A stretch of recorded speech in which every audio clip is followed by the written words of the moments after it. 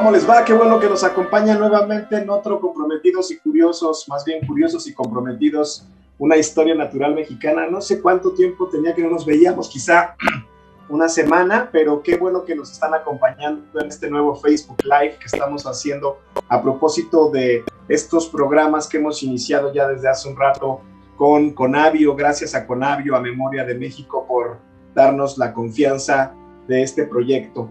Hoy vamos a hablar de un hombre muy interesante, Alfredo Barrera Marín, en una presentación que además va a tener a cargo una persona muy cercana a él y que nos va a hablar justamente de este hombre que pasó de pulgólogo a etnobotánico, Alfredo Barrera Marín, y la primera generación de ecólogos mexicanos de la segunda mitad del siglo XX.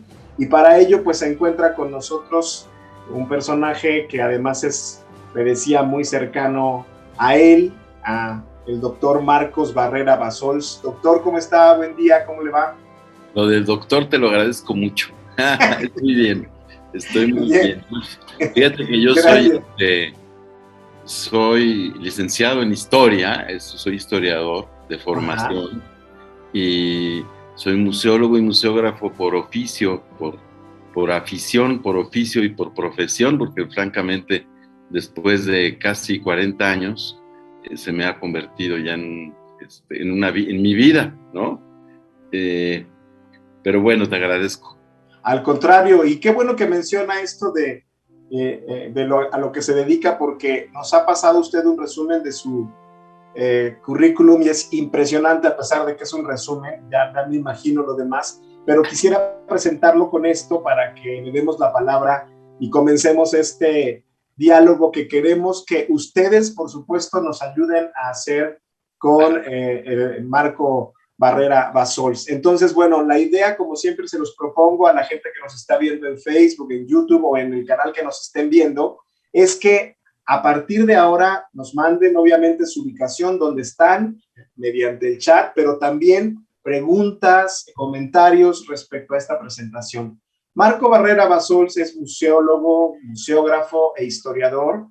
Cuenta con 39 años de experiencia en gestión cultural, dirección, planeación, diseño, producción e instalación de más de 160 exposiciones y museos en México y el mundo, como en el MoMA o en el Smithsonian, en el Palacio de los Trabajadores de Ciudad Prohibida en Beijing, y la White Cube Gallery en Londres, Museo de la Civilización en Quebec, Feria Mundial de Hannover, etc.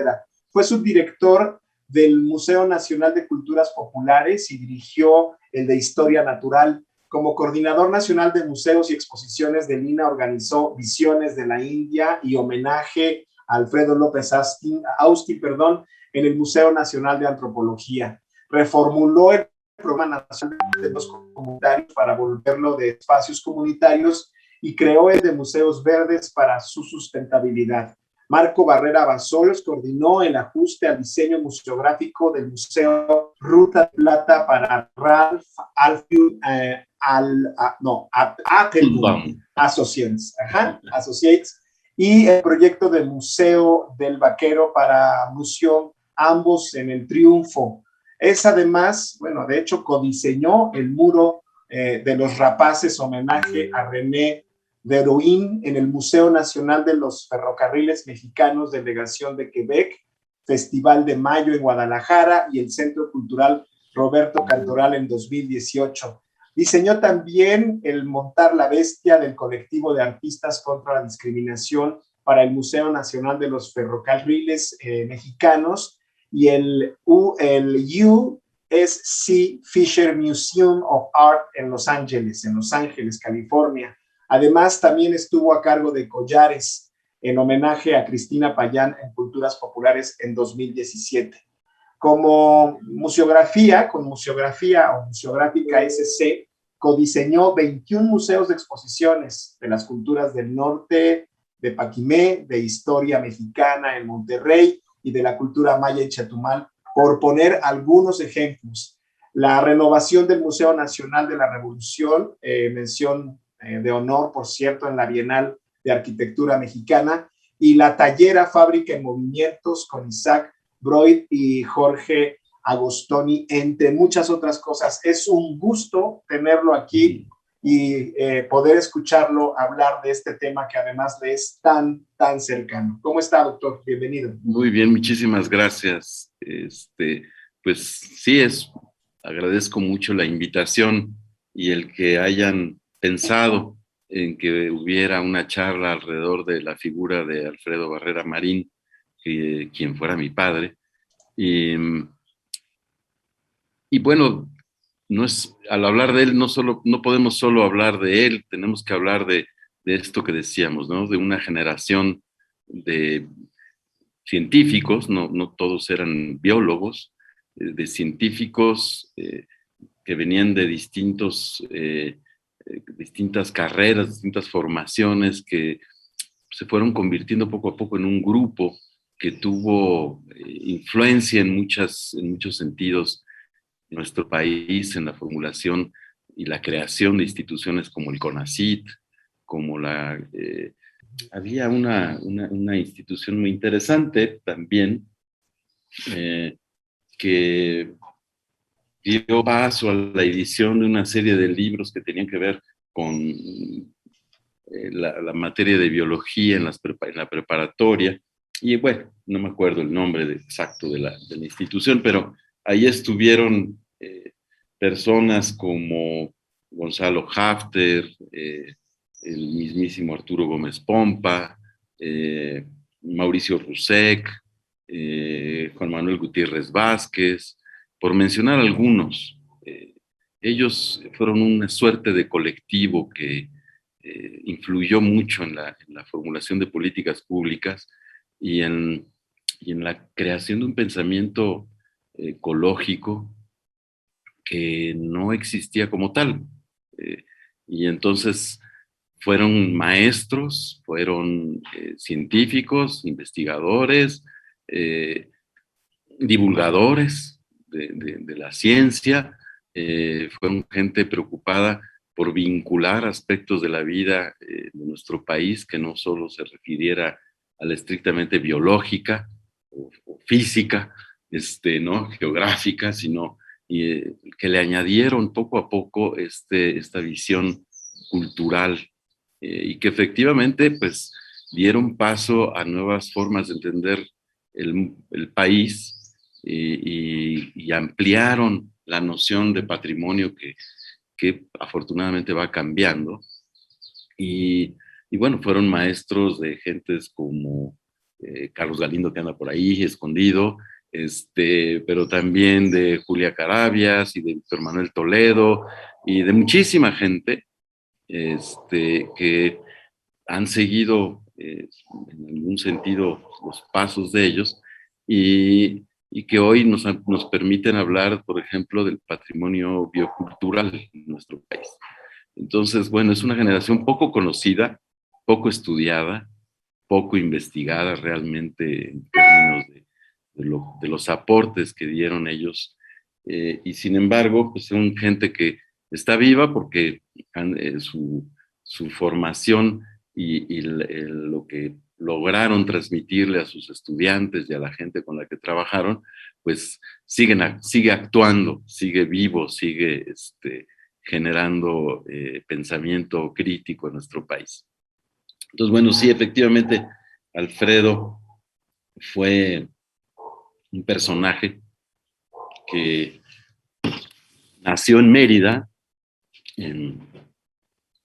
Yucatán, en 1926 y murió en esa misma ciudad en el año de 1980. Yo tenía entonces 19 años cuando él murió. Y estudió biología en el Instituto Politécnico Nacional y terminó doctorado en biología, haciendo estudios de etnobotánica maya y fundando el Instituto Nacional de Recursos Bióticos, el INIRED, junto con Alicia Bárcena, que en ese momento era su pareja, su esposa, y con Arturo Gómez Pompa, y estuvieron trabajando haciendo una gran cantidad de estudios sobre cómo los mayas se relacionaron y se relacionan, porque no han desaparecido, con la naturaleza. Este, y entre otros trabajos, un trabajo que fue muy importante y al cual me tocó acompañarlo de muy niño, era justamente el trabajo del estudio de etnobotánica maya que hizo en Cobá, en el que hoy es el estado de Quintana Roo, aunque algunos le digan Cantina Rock. Y entonces, bueno, fue una experiencia formidable conocer en los años 70, principios de los años 70, esa zona del país. Viajábamos a Mérida, nos íbamos después de estar con el abuelo, era un lingüista, Alfredo Barrera Vázquez, que influyó muchísimo en la vida y en la carrera de mi padre. Eh, Viajábamos a Valladolid y de Valladolid nos íbamos por terracería a Cobá, en jeeps, y ahí nos quedábamos pues días enteros donde mi padre junto con Rosa María López Franco y mi abuelo trabajaron esa zona con Domingo Quinil, que era uno de los guardias del sitio arqueológico. Y entonces fue una experiencia increíble porque no existía Cancún todavía. Eh, Todavía desde Cobá se iba en brecha a Tulum, a Xcaret, a Xel-Há, a toda esa zona. Y era una experiencia increíble viajar con ellos, eh, amanecer en la casa de Domingo y después en la tarde saborear un venado que había cazado él días atrás. Realmente era una inmersión a un mundo que difícilmente podría uno imaginar a los 10 años de vida. Entonces, sí, tuve la fortuna de acompañarlo en esos viajes, como también tuve la fortuna de acompañarlo todos los fines de semana al Museo de Historia Natural que con el maestro Dionisio Peláez y el maestro Bonet, maestros del Poli, fundaron un museo de historia natural a partir de lo que quedó del Chopo, que llegó a ser el Museo Nacional de Historia Natural en nuestro país. Voy a moverme un poquito porque el sol me va a chicharrar. Permítanme un segundito. Adelante, doctor, adelante.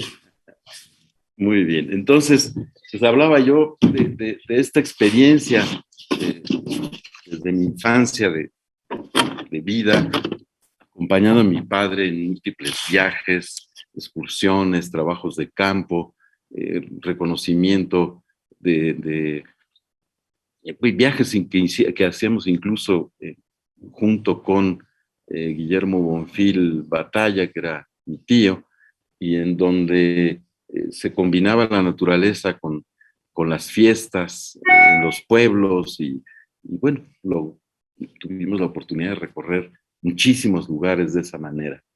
El otro día leía yo un texto que escribió Paloma Bonfil Batalla, en referencia a Guillermo, en el que ella decía que cuando ella era niña se le había hecho la idea de que ser antropólogo era una manera de ir a las fiestas y de tomarse unas cervezas y bailar.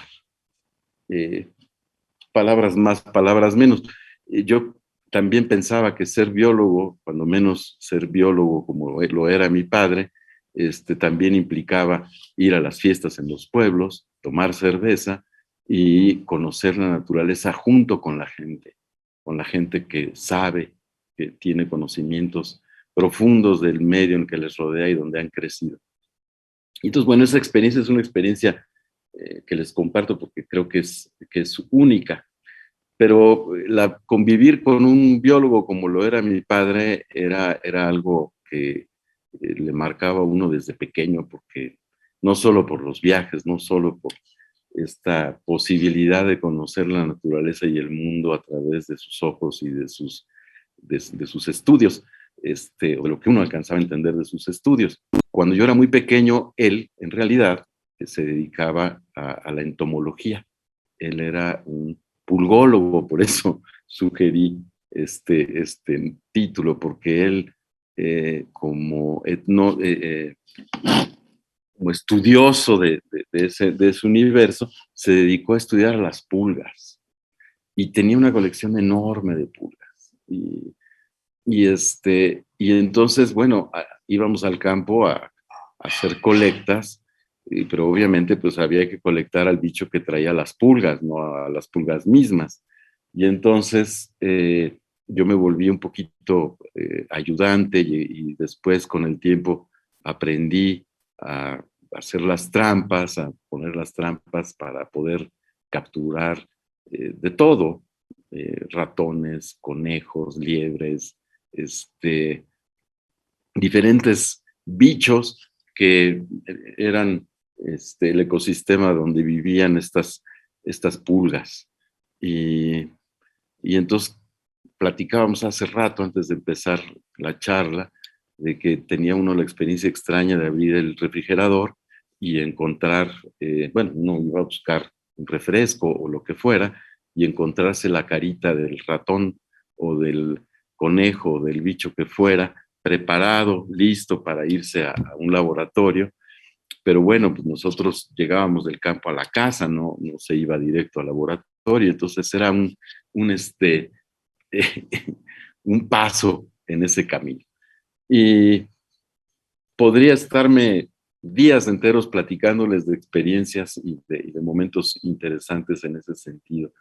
Pero lo interesante para mí era cómo un personaje como él podía dedicarse a estos estudios minuciosos y al mismo tiempo dedicarse al trabajo de la divulgación, como dirigir el Museo de Historia Natural.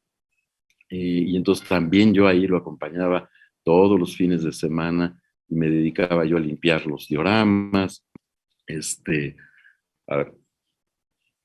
ayudarle a preparar los cursos de verano, que fueron pues famosos, que formaron gentes. Alguna vez la mismísima Julia Carabias me decía que ella se dedicó a la biología por visitar ese museo. No solo ella, muchísima gente le cambió la vida. A Ariel Gusica, un artista, el diorama del desierto, lo llevó al desierto y a dejar de la escuela y dedicarse a convertirse en un artista que trabaja con las plantas del desierto y con la resonancia electromagnética. Entonces, los museos son así, cambian vidas. Y mi padre, pues ayudó a formar ese museo y a dirigirlo y a llevarlo adelante, y estaba ahí combinando la investigación científica con la educación, porque también era maestro, con la divulgación, con una gran cantidad de actividades. Entre otras cosas también, Alfredo ayuda a crear nuevos espacios en los museos de antropología de nuestro país. Cuando Guillermo Bonfil fue director del Instituto Nacional de Antropología e Historia, lo invita a ayudar a crear estas nuevas salas que estaban al inicio del recorrido, a entrar a la parte propiamente histórica. Pues había una explicación sobre el medio físico, sobre la diversidad, en algunos casos, como en el caso del Museo Regional de Guadalajara, pues había elementos, voy a cambiarme de sitio porque el sol me persigue, de sitios paleontológicos con muestras muy importantes. Hay un mamut en el Museo Regional que es fantástico, y lo hizo en el Museo Regional de Puebla, lo hizo en el Museo de Cuauhnáhuac, en Morelos, Cuernavaca, lo hizo en el Regional de Guadalajara, al menos que yo tenga noticias. Pero bueno, fue una colaboración con el Instituto de Antropología, que iba buscando nuevas maneras de pensar el territorio, de pensar los espacios, ¿no? El Instituto de Antropología, en ese momento, cuando estaba Bonfil a su cabeza, se expande en el país y genera centros regionales que tenían esa misión de dar una revisión, hacer una revisión histórica de las regiones del país, no de los estados. Después se convirtieron realmente en pues, delegaciones estatales del instituto, pero originalmente tenían una pretensión de tratar y de reconocer las regiones culturales del país. Por otro lado, además de esa labor en los museos de nuestro país, hace pues una labor también importante al fundar después. Él deja el Politécnico, deja de ser maestro en el Politécnico y se va a la universidad, y allí funda el laboratorio de biogeografía. No sé si, en realidad no sé si lo funda. A lo mejor ahí después alguien nos puede aclarar ese punto, pero trabaja en el laboratorio de biogeografía. Y trabaja ahí, da clases en el Politécnico, y después decide en algún momento dado dejar el estudio de las pulgas y se empieza a meter a otros temas, a la botánica, y después termina haciendo efectivamente un trabajo etnobotánico importante, del que les hablaba yo al principio. Y eso lo hace ya regresando a Yucatán, donde fundan este Instituto Nacional de los Recursos Bióticos, que después se transforma en el Instituto de Ecología. Primero en Jalapa, vive un tiempo en Jalapa y después se va a Yucatán. Ahí funda esto y bueno, viviendo ahí, muere realmente muy joven, a los 54 años de edad, y está enterrado en el Panteón Municipal, y donde también tengo ahí una historia pues rara, extraña, porque alguna vez caminando en Cobá con él, nos topamos con un jaguar, y el jaguar se nos quedó viendo a unos metros de distancia. Mi padre me agarró, me sostuvo para indicarme que no me moviera, que me quedara callado. El bicho nos veía y de pronto dio media vuelta y se fue en el monte, ¿no? Se fue corriendo. Es una imagen que es poco usual en la vida de uno, y ver los ojos de un jaguar es algo que se le queda a uno grabado de por vida. Y entonces, bueno, mi padre muere un 3 de diciembre de 1980, y yo tuve la costumbre de festejar mi cumpleaños cada 4 de diciembre, que es cuando yo nací. Entonces comprenderán que para mí fue algo complicado eso de que muriera mi padre el 3 de diciembre, lo enterráramos el 4, que era mi cumpleaños. Entonces, durante muchos años, me acordaba mucho de él, obviamente, ese día, esos días, pero yo prefería hacer mis fiestas de cumpleaños con mis amigos. Hasta que pasaron 30 años, y entonces pasaron algunas cosas curiosas, porque mi padre era una persona que tenía una habilidad enorme para contar cuentos, historias, mitos, leyendas, y siempre mi madre decía, Isabel Basols, que también era bióloga, que le encantaba el mito, ¿no? Y que le encantaba contar historias, cuentos que no había que creerle de todo. Pero bueno, el caso es que el día que cumplía, el año donde iba a cumplir 30 años de muerto mi padre, un amigo hizo un maravilloso video sobre los jaguares en Oaxaca, una zona de Oaxaca. Hizo un video que se llama El Abuelo Jaguar. Él es Fernando Guadarrama, y me envió el video. Y el video es fantástico porque cuenta la historia de cómo en un pueblo deciden capturar a un jaguar que se estaba comiendo al ganado y mandarlo a un zoológico. Y los viejos del pueblo reunieron a la gente para decirles que eso era una barbaridad, porque en realidad el pueblo se llamaba como se llamaba, y quería decir los hijos del abuelo, los hijos del jaguar, algo así. El caso es que los viejos estaban queriendo decir que se habían llevado preso al abuelo y que eso era una barbaridad. Y entonces se movilizó el pueblo, recuperaron a su jaguar y se lo llevaron de regreso al pueblo. Y le hicieron una ceremonia en la que le pidieron al jaguar que por favor se fuera al monte y dejara de seguirse comiendo las vacas que había ahí. En realidad lo que estaba sucediendo es que el territorio del jaguar se estaba haciendo chico, se estaba disminuyendo y pues tenían hambre los jaguares. Y entonces bajaban a estos pueblos y se llevaban lo que podían. Y se llevaban lo que podían también en razón de algunos programas del gobierno que facilitaban la ganadería y el desmonte.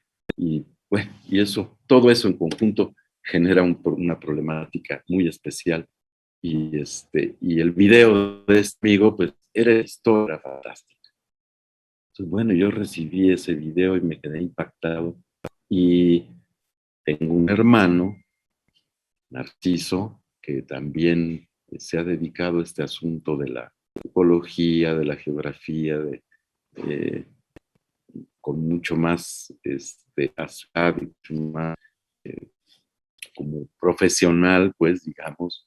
Y entonces estaba trabajando con un alumno en Oaxaca también, en la Chinantla, un alumno que estudiaba los jaguares y le habían puesto ahí algún chip a un jaguar y iban monitoreándolo y de pronto en una crecida de un río a mi hermano se lo llevó el río y gracias a su bolsa, su backpack, como le dicen los gringos, se infló la bolsa y se fue flotando y se agarró de una piedra y se salvó. Estuvo ahí horas y de pronto apareció un indígena caminando por el agua del río y lo salvó. Esa persona que salvó a mi hermano le pidió que le hiciera una ceremonia a la piedra y otra ceremonia al jaguar para agradecerles a ambos que él estuviera vivo. Entonces, bueno, es una historia fantástica y en esos días también, pues de pronto soñé con ese jaguar que vimos mi padre y yo en Cobá, la selva. Bueno, pues eran demasiados jaguares dándole vueltas a mi vida en ese momento. Y justo cuando se acercaba el cumpleaños, yo vivía en el Parque México, bajé al parque y me encontré a un vendedor de artesanías fantástico de Chiapas y lo que traía eran muchísimos pequeños jaguares.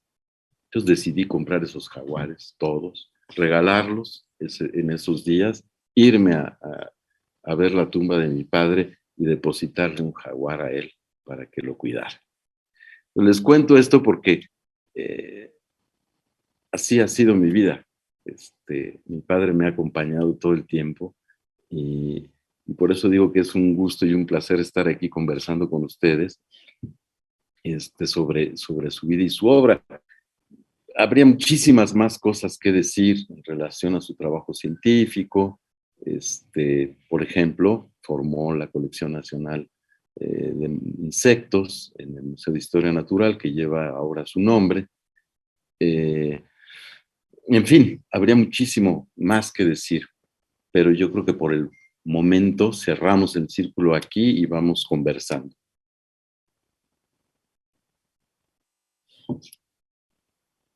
Gracias, doctor. Pues sí, ya se inició la conversación en Facebook Live. Trae usted porra, ¿verdad?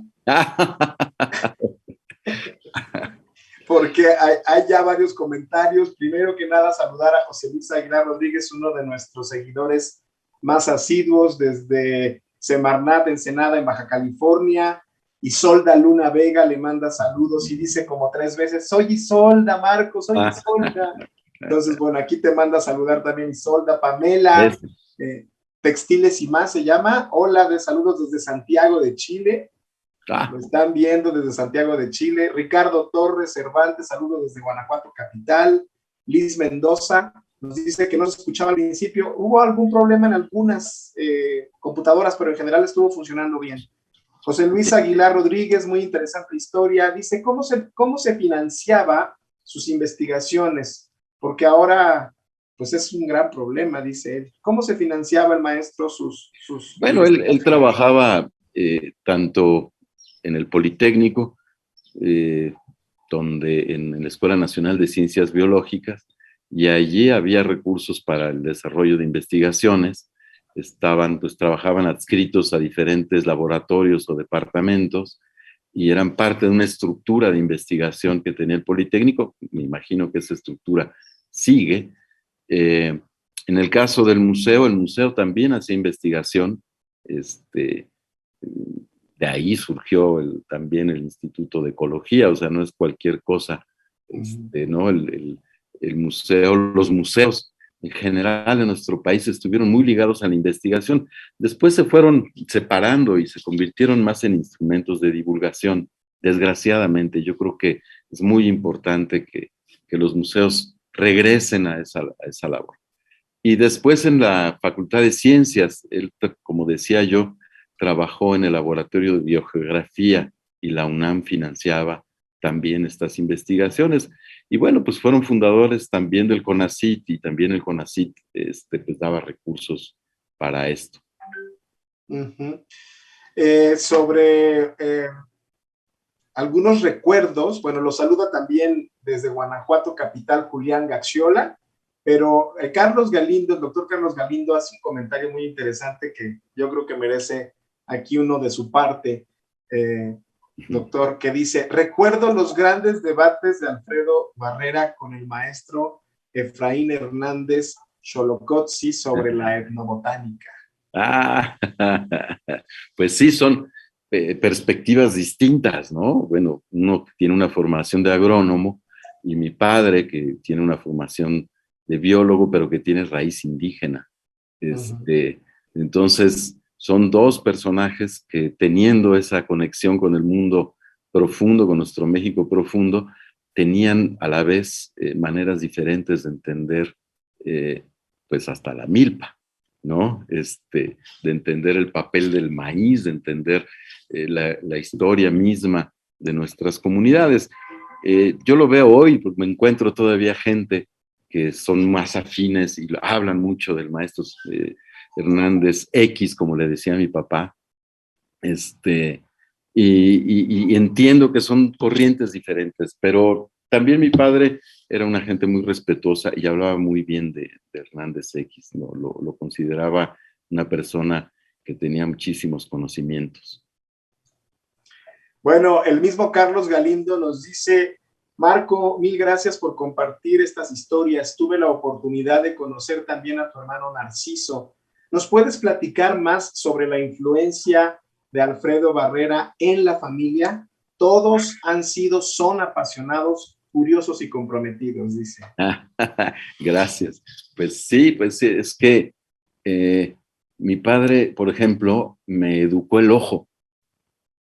Eso es algo muy interesante y ahora lo vivo yo con mis hijos, ¿no? Las salidas al campo con él eran salidas en las que te enseñaba cosas que solo en esos momentos puede uno recibir de alguien, ¿no? Por ejemplo, alguna vez estuvimos alrededor de una pequeña laguna y me tuvo horas en silencio y quieto porque él sabía que en algún momento dado se iba a asomar una tortuga. Y así fue, horas. Y cuando íbamos de camino me dijo, vamos a ir porque quiero enseñarte una tortuga, ¿no?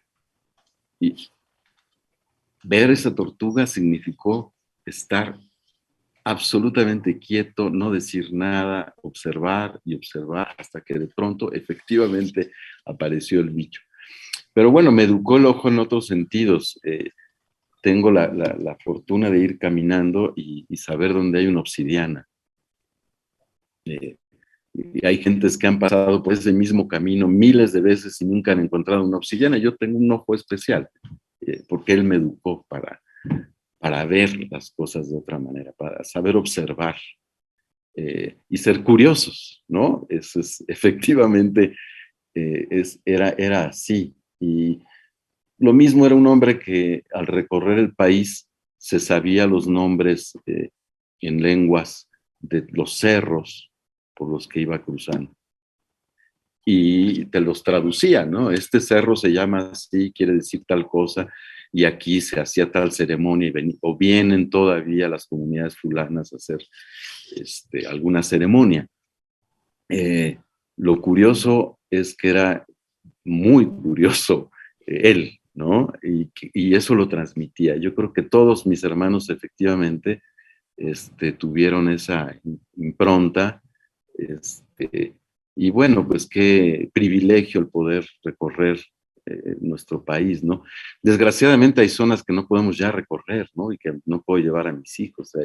Por ejemplo, íbamos mucho a Nanchititla, que está entre el Estado de México, Guerrero y Michoacán, por Tejupilco, por esa zona que hoy día pues puede uno salir lastimado, porque es zona, ¿no? Tierra caliente y zona del crimen organizado. Y ya no podemos disfrutar de esos peñascos fantásticos, de esos bosques de niebla que están ahí, bosques encantados, les decíamos, ¿no? Íbamos mucho ahí, que era un lugar fantástico. Y después me llevé a mis amigos en la prepa y después de aventón nos íbamos hasta allá. Hoy día es peligrosísimo hacer esa ruta, creo. Ojalá y pronto podamos tener otra vez la oportunidad de gozar de nuestros paisajes, de nuestros territorios y de esos lugares fantásticos, ¿no? No tenemos que ir a hacer el camino en España, ¿cómo se llama? Que va la gente a recorrer de un lugar a otro. Ay, El Camino de Santiago. Ándale, el Camino de Santiago. Tenemos miles de caminos de Santiago en nuestro país, miles, y hay que recuperarlos. Ahora que está usted comentando esto, pensaba que nos han quitado en algunas partes de la República hasta ese derecho, ¿no? Por miedo, por inseguridad, sí, de caminar esos paisajes bellos. Igual pienso, por ejemplo, en Chiapas, en Yaucocingo, por ejemplo, esa zona tan hermosa, y de repente pensar en que puede uno no regresar, cosas como esas, pero en fin. Así es. Ahora, bueno, perdón. También un poco para rematar este asunto de la influencia en la familia. Por ejemplo, ahorita estoy trabajando, tengo la fortuna de estar terminando un centro de interpretación en el Jardín Botánico de San Miguel de Allende, en el Charco del Ingenio. Es esa curiosidad que transmitió mi padre a mi vida la que me ha abierto la posibilidad de estar ligado y cercano a muchos otros curiosos en este país. Y uno de ellos, por ejemplo, es César Arias, que es fundador de ese jardín. Y tengo la fortuna de estar yendo constantemente, viendo cómo ese jardín va floreciendo, va creciendo, se va transformando, y diseñar con ellos un centro para que la gente pueda entender qué son los jardines botánicos, cuál es su historia, cómo es que México le legó al mundo esta curiosidad por las plantas, y cómo, pues cómo la labor que un jardín de esta naturaleza tiene que hacer hoy día en una zona conurbada ya en San Miguel de Allende, para generar conciencia sobre el agua, sobre la diversidad biológica, sobre la necesidad de conservar pues las prácticas culturales de los ñañús y de los chichimecas que realizan ahí mismo en ese jardín. Y entonces, bueno, todo eso lo van a poder ver ustedes en este nuevo centro de interpretación. Próximamente se va a abrir ya al público. Entonces, así, a ese grado, ¿no? Pues sí nos marcó la vida, efectivamente. Claro, claro, sí, sí, doctor Carlos Galindo, gracias por lo de los caminos de Santiago, porque yo estuve a punto de decirle al doctor, ¿los caminos de la vida, acaso? No, los de Santiago. Los de Santiago. Pensaba en la salsa esta, ¿no? Los caminos Sí. de la vida. Que no son como yo esperaba, dice. Bueno, también le manda Isolda Luna Vegas un comentario que ya no entendí, quizá alguna referencia a lo que decía usted. Dice, sí, él lo funda, pero supongo que fue algún instituto del que habló, algún centro. Él lo funda, dice. Ok, sí, es el laboratorio de biogeografía en la Facultad de Ciencias, efectivamente. Sí, perfecto. Gerardo García Gil, saludos Marco, qué gusto escuchar interesantes historias de la vida de tu padre.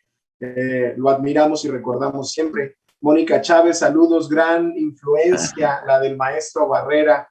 En el INIREF aprendí y continué sus importantes líneas de trabajo para visibilizar y valorar los saberes mayas en torno a la naturaleza.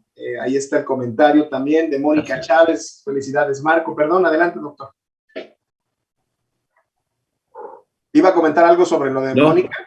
No, bueno, Mónica es efectivamente alguien que estando allá en Yucatán ha seguido ese camino y bueno, a la que hay que felicitarla es a ella por lo que ha hecho. Pues ahí va la felicitación, Mónica.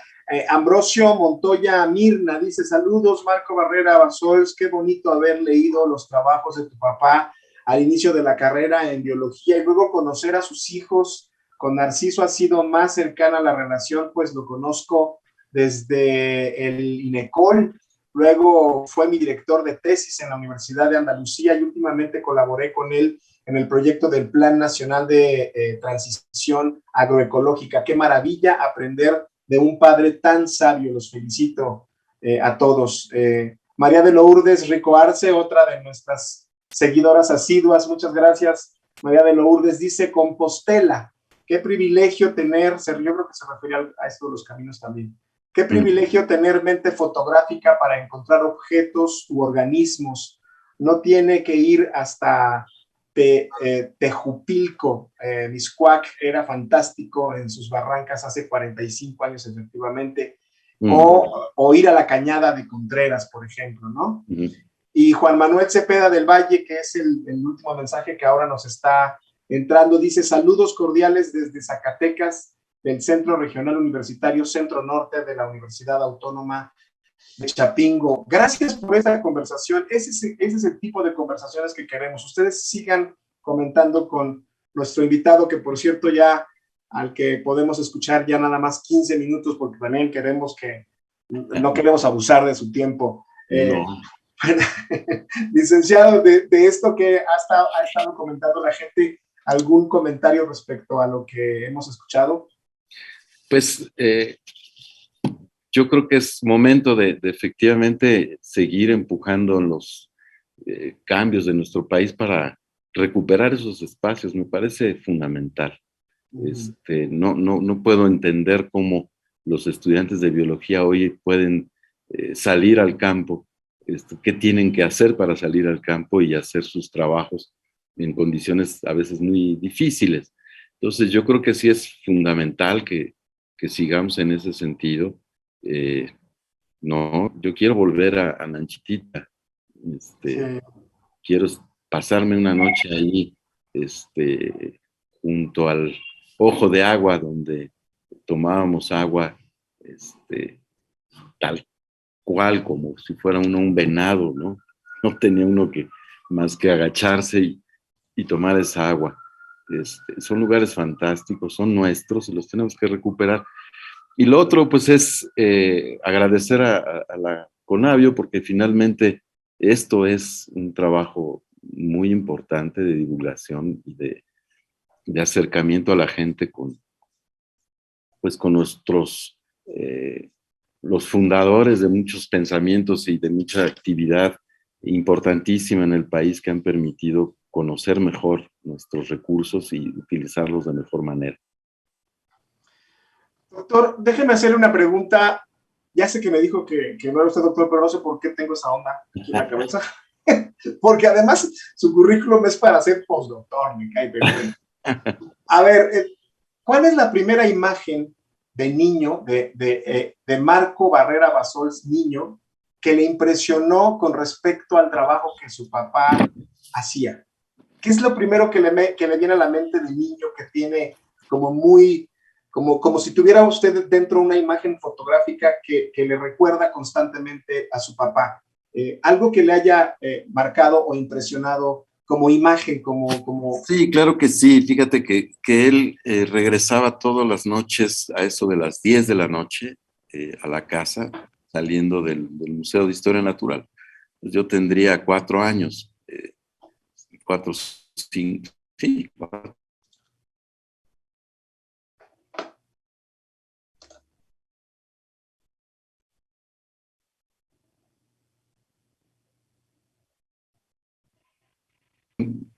Realmente unos seres fantásticos. Este animal escuchaba cuando mi padre estaba o percibía, no sé qué hacía, pero él sabía cuando mi padre estaba llegando, todavía lejos. Seguramente el automóvil estaría en ese momento en Río Churubusco y Ermita, y mi casa estaba entre Ermita y La Viga, que son unos buenos metros de distancia. Y estábamos como a la mitad de ese camino, y ella se ponía inquieta y empezaba a ladrar. En ese momento yo sabía que iba a él a llegar, bajaba, salía de la cama y me iba a esperarlo en la cocina porque él llegaba y se metía a cenar a la cocina. Y entonces yo tenía ahí un momento único, diario, de convivencia con él. Después él se iba a trabajar. Tenía un estudio y se iba y se ponía a trabajar a esa hora. Y siempre lo hacía con música. Era un melómano y tenía una gran colección de música de todo el mundo. Y entonces me permitía estar con él. Siempre me sacaba papel, lápiz, me ponía yo a dibujar, a escuchar alguna canción, alguna música y después me mandaba a dormir, ¿no?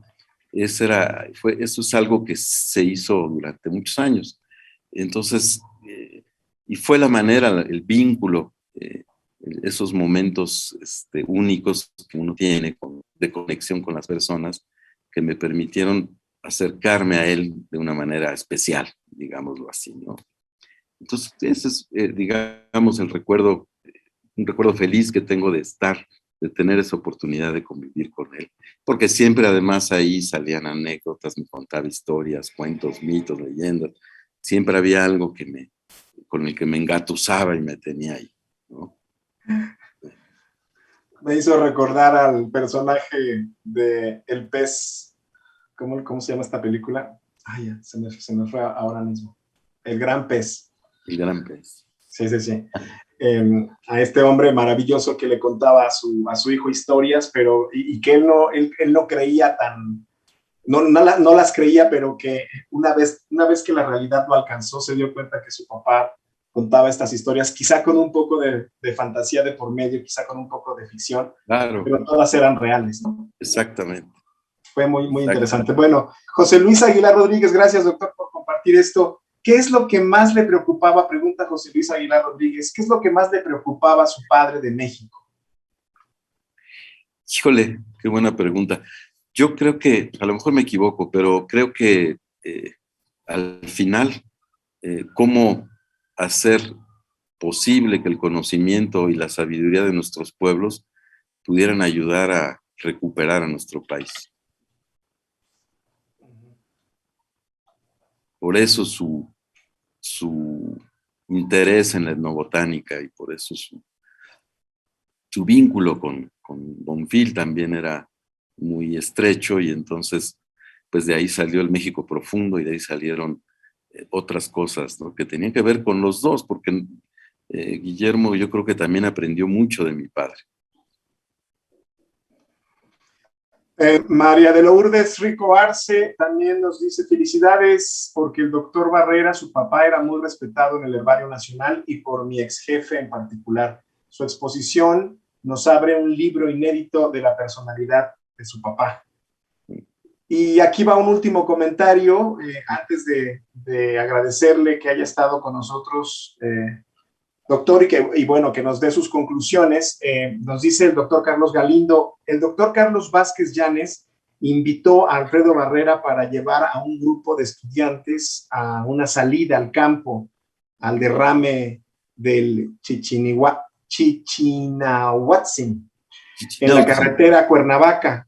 Fue una experiencia inolvidable escuchar la sabiduría de Alfredo Barrera y su forma de cuestionarnos sobre lo que observábamos. Todos los que fuimos a esa salida nos convertimos en ecólogos. Qué influencia la de su papá, ¿no? Ah, yo fui a ese viaje, también. Pero yo era un niño, sí.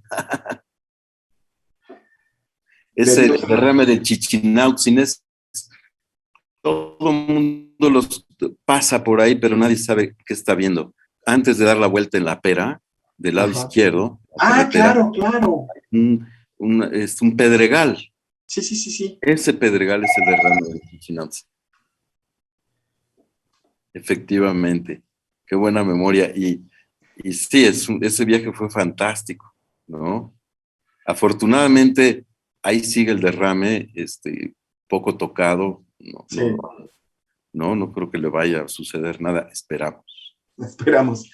Bien, doctor, pues no sé si quisiera redondear con algún comentario extra. Yo me quedo con una imagen que platicamos usted y yo antes de iniciar el conversatorio, porque esa imagen me llevó a recordar a mi padre y por supuesto a mi madre, cómo las profesiones de nuestros padres influyen tanto en la casa. Usted hacía un comentario muy interesante antes de entrar al programa, en donde nos contaba que llegaba usted al refrigerador a buscar una soda y lo que encontraba ahí eran ratones y otras especies que estaban en el refrigerador. Sí. Fantástico. La carita del ratón. Él hizo un trabajo muy interesante en el Popocatépetl sobre el conejo, que es endémico, ¿no? Y también íbamos de chavitos a acompañarlo a buscar el conejo, que era una maravilla. Y eso pues nos llevó, fíjense, eso es muy, muy curioso, como el maíz, ¿no? El maíz se da desde las alturas hasta el nivel del mar y desde el norte hasta el sur. Así era con él, nos llevaba a la nieve, ¿no? Por ahí tengo algunas fotos muy bonitas de un viaje que hicimos al Popocatépetl, uno de tantos, o nos llevaba al trópico, o nos llevaba a conocer los bosques de niebla, o recorrer este país que tiene esa riqueza inmensa. Eso es algo muy importante que ojalá la gente pueda en su vida tener esa experiencia. Yo creo que es formativa, es muy formativa y le abre a uno el mundo y le desea a uno, le abre uno el corazón y quiere uno a su país de una manera distinta. Pues doctor Marco Barrera Bassols, muchísimas gracias por llevarnos a conocer hasta un punto que yo llamaría íntimo a Alfredo Barrera Marín, este hombre que, como usted mismo propuso, pasó de pulgólogo a etnobotánico. Muchísimas gracias por contarnos la historia, digamos, parte de la historia, y ojalá que nos reencontremos en algún momento para seguir hablando de la obra de este gran científico mexicano. Y gracias a usted por darnos este tiempo para hablar de él. Claro, muchísimas gracias. Al contrario, muchas gracias. Gracias, como siempre, al doctor Carlos Galindo Leal por la confianza, a la Conavio, a Sandiel, a Ivette, a Fernanda, a todos los que nos ayudan y a ustedes que nos estuvieron siguiendo. Muchísimas gracias. La próxima semana nos encontramos con otro episodio de Comprometidos y Curiosos. Y bueno, yo les reitero, ayúdenos a hacer este diálogo como el de hoy, en donde tengamos la interacción. Los medios virtuales también tienen esta posibilidad y es mucho más cercano que lo hagamos así.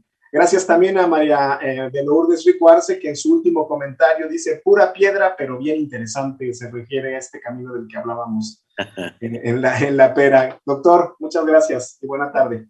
Hasta luego. Hasta luego también y muy buenas tardes.